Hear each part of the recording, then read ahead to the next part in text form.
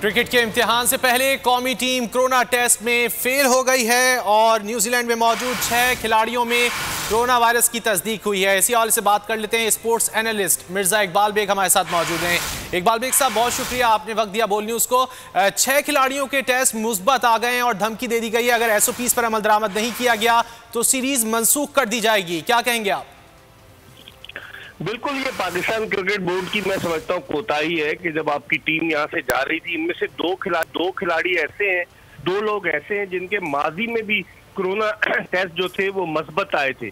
तो समझ में नहीं आ रहा पाकिस्तान क्रिकेट बोर्ड ने क्या स्ट्रेटेजिक प्लान की।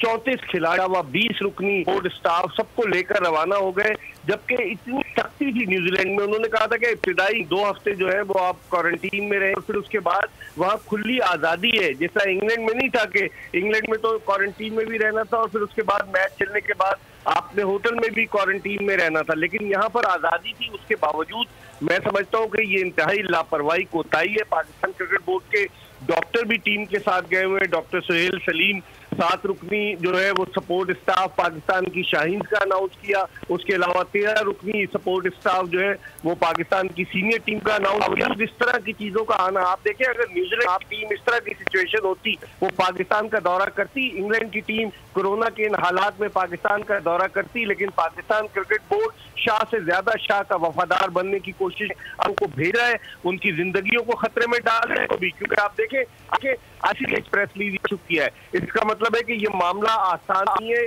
ये मामला बड़ा गंभीर है और इस हवाले से पाकिस्तान क्रिकेट बोर्ड को एक्शन लेना चाहिए। आप देखें, खामोशी है पाकिस्तान क्रिकेट बोर्ड की जानिब से। उन्होंने एक प्रेस रिलीज जो न्यूजीलैंड क्रिकेट काउंसिल का था उसी को उसमें ऐड करके उसी को जारी कर दिया, जबकि कायदे-ए-आज़म ट्रॉफी के मैचेस में लम्बा बलम्बा हर 1 घंटे 2 घंटे के बाद सारी डिटेल देते हैं। तो अब तक कोई पाकिस्तान क्रिकेट बोर्ड से इस हवाले से कोई डिटेल सामने नहीं आई है। मैं समझता हूँ ये कोताही है और इस कोताही के जिम्मेदारों का तायुन करना चाहिए। कोताही के जिम्मेदारों का तायुन होना चाहिए। कोरोना टेस्ट मुस्बत